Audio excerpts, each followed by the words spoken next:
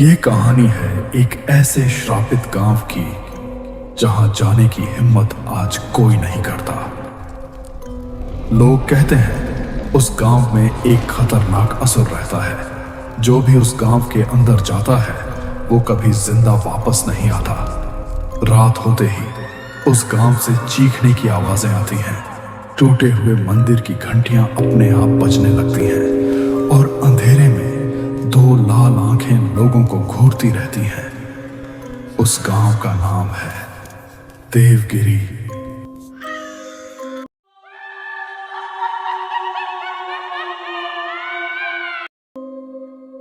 देवगिरी एक ऐसा गांव जो कभी खुशियों से भरा हुआ करता था। चारों तरफ हरियाली, खुशहाल लोग और एक बहुत ही शांत माहौल। हर सुबह पक्षियों की आवाजें सुनाई देती थी और हर शाम पूरा गांव मंदिर की घंटियों की आवाज से गूंज उठता था। गांव के बीचों बीच था मां काली का एक प्राचीन मंदिर। कहा जाता था कि मां काली खुद उस गांव की रक्षा करती थी। हर रात मंदिर में बड़ी श्रद्धा से पूजा होती थी। दियों की रोशनी, धूप की खुशबू और मंदिर की घंटियों की आवाज पूरा माहौल भक्तिमय बना देती थी। और उस मंदिर का पुजारी था देवा। देवा मां काली का सबसे बड़ा भक्त था, जिसकी पूजा से पूरा गांव सुरक्षित माना जाता था।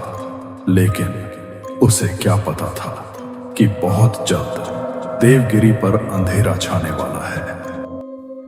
एक दिन देवगिरी गांव में कुछ विदेशी लोग आए। उनके हाथ में एक पुराना नक्शा था और कुछ अजीब मशीनें। गांव वालों को लगा वो सिर्फ मंदिर देखने आए हैं। उसी समय मां काली के मंदिर में पूजा चल रही थी। मंदिर की घंटियां लगातार बज रही थीं। चारों तरफ दियों की रोशनी थी और देवा पूरी श्रद्धा से मां काली की पूजा कर रहा था। तभी वो विदेशी लोग धीरे धीरे मंदिर के अंदर आए। उनकी नजरें बार बार मंदिर की दीवारों और जमीन पर जा रही थीं। वो लोग मां काली की मूर्ति को ध्यान से देखने लगे, जैसे वो मंदिर में कुछ खोज रहे हों। अगली सुबह वो विदेशी लोग फिर से मां काली के मंदिर पहुंचे। लेकिन इस बार उनका इरादा पूजा करने का नहीं था। वो लोग मंदिर के अंदर कुछ खोजने लगे। कभी दीवारों को देखते तो कभी जमीन पर अपनी मशीन चलाते। देवा ने जब ये सब देखा तो उसे समझ आ गया कि ये लोग कुछ गलत करने वाले हैं। देवा गुस्से में उनके पास गया और जोर से चिल्लाया, तुम लोग यहाँ क्या कर रहे हो? विदेशी लोग पहले तो घबरा गए, लेकिन फिर उनमें से एक आदमी मुस्कुराया। उसने पैसों से भरा बैग देवा की तरफ बढ़ाया और कहा, अगर तुम हमारा साथ दो तो ये सारा पैसा तुम्हारा हो सकता है। लेकिन देवा मां काली का सच्चा भक्त था। ये मंदिर पवित्र है, मैं तुम लोगों को इसे अपवित्र नहीं करने दूंगा। देवा की बात सुनकर विदेशी लोगों का चेहरा गुस्से से भर गया। जाते जाते उनमें से एक आदमी ने देवा की तरफ उंगली दिखाते हुए कहा, तुमने बहुत बड़ी गलती की है, अब तुम बहुत बुरा भुगतोगे। और फिर वो लोग गुस्से में वहां से चले गए। अगले ही दिन उन विदेशी लोगों ने गांव के कुछ लालची गुंडों को बहुत सारे पैसे दिए। धीरे धीरे उन्होंने गांव के गुंडों के साथ हाथ मिला लिया। अब उनका सिर्फ एक ही मकसद था, देवा को मंदिर से हटाना और मां काली के मंदिर को हमेशा के लिए बंद करना। अपनी चाल शुरू करने के लिए अगले दिन वो लोग मां काली के लिए एक कीमती सोने का हार लेकर आए। पूरा गांव मंदिर में इकट्ठा था। गांव वाले उनकी तारीफ करने लगे, देखो ये लोग कितने अच्छे हैं, मां काली के लिए इतना कीमती हार लाए हैं। लेकिन देवा को उनकी सच्चाई पता थी। उसने तुरंत उस हार को स्वीकार करने से मना कर दिया। ये लोग अच्छे नहीं हैं, इनका इरादा गलत है। लेकिन तभी गांव के गुंडे बीच में आ गए। उन्होंने गांव वालों के सामने विदेशी लोगों को अच्छा साबित करना शुरू कर दिया। देवा इनसे जलता है, ये लोग तो मंदिर की मदद करना चाहते हैं। धीरे धीरे पूरा गांव विदेशी लोगों की बातों में आने लगा।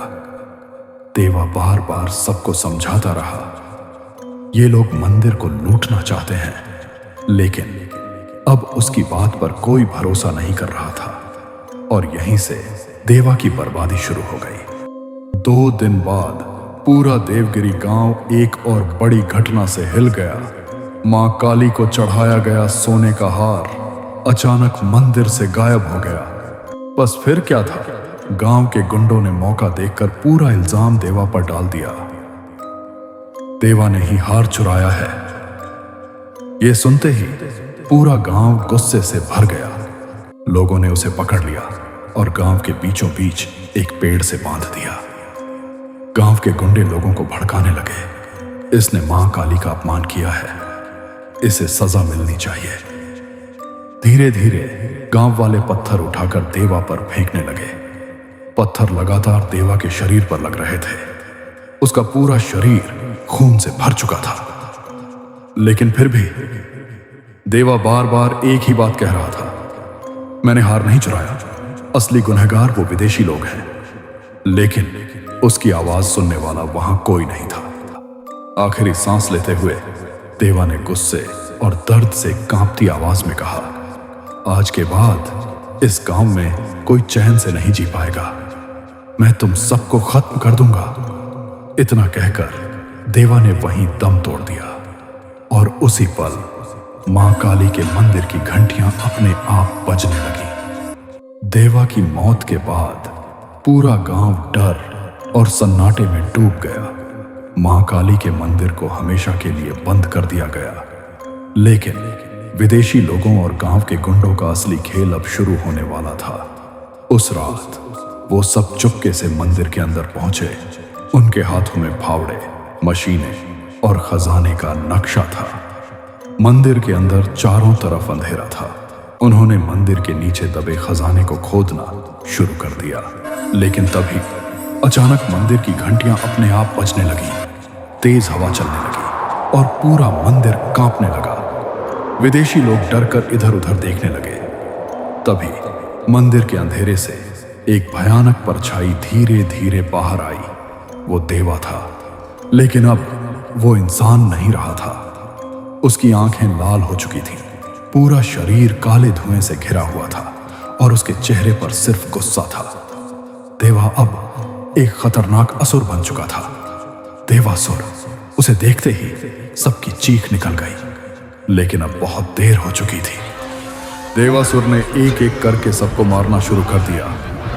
पूरा मंदिर चीखों से गूंज उठा, चारों तरफ खून फैल गया और फिर देवासुर मंदिर के सामने खड़ा होकर इतनी जोर से चिल्लाया कि उसकी आवाज पूरे देवगिरी गांव में सुनाई थी। उस रात के बाद देवगिरी में मौत का खेल शुरू हो गया। हर रात कोई ना कोई गांव वाला गायब होने लगा। लोगों को अंधेरे में लाल आंखें दिखाई देती थीं, खाली गलियों में अजीब परछाइयां घूमती थीं और धीरे धीरे पूरा देवगिरी गांव एक श्रापित गांव बन गया। कुछ महीनों बाद एक दिन एक रहस्यमयी बाबा उस गांव में आया। उसके हाथ में त्रिशूल था, गले में रुद्राक्ष और आंखों में अजीब चमक। जैसे जैसे वो गांव के अंदर बढ़ रहा था, वैसे वैसे उसके आसपास भूत दिखाई देने लगे। काली परछाइयां उसके पीछे घूम रही थीं, लेकिन बाबा लगातार मां काली का नाम लेते हुए मंदिर की तरफ बढ़ता गया। आखिरकार वो मां काली के मंदिर तक पहुंच गया, लेकिन मंदिर के अंदर का दृश्य देखकर बाबा भी एक पल के लिए रुक गया। मंदिर के बीचों बीच देवासुर शांत बैठा हुआ था। ऐसा लग रहा था जैसे वो बाबा का इंतजार कर रहा हो। अचानक बाबा ने जोर से मंत्र पढ़ना शुरू किया और देवासुर पर हमला कर दिया, लेकिन उसका देवासुर पर कोई असर नहीं हुआ। तभी देवासुर धीरे धीरे खड़ा हुआ।